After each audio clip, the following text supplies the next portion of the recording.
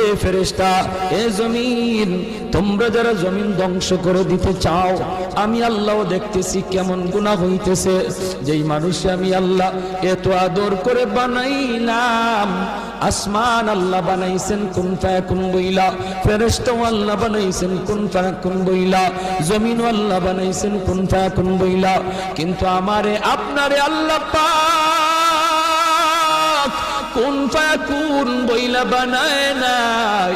আমাকে আপনাকে যখন আল্লাহ বানাইছে, খালাকতু বিয়াদাইয়া, আল্লাহ বলে আমি আমার নিজের হাত দিয়া বান্দা বান্দিরে বানাইছি। কারণ এই চেহারার মধ্যে এত দামি কপাল, ওই কপাল দিয়া বান্দা আমার কুদরতি কদমে সাজদা দিবে।